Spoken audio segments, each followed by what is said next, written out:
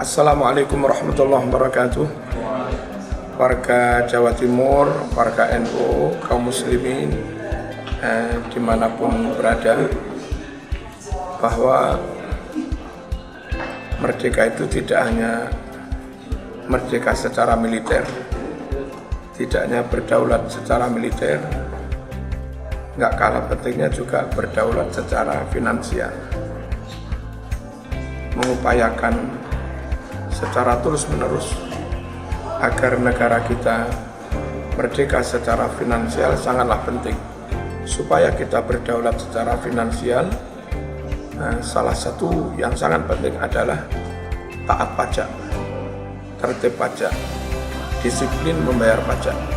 Kepada umat Islam, warga NU yang lain, pengurus NU, mari kita terus dukung upaya peningkatan masukan negara dari sektor pajak. Dengan tertib membayar pajak, taat membayar pajak, insya Allah manfaatnya juga untuk kita bangsa Indonesia, termasuk pesantren dan NU. Wassalamualaikum warahmatullahi wabarakatuh.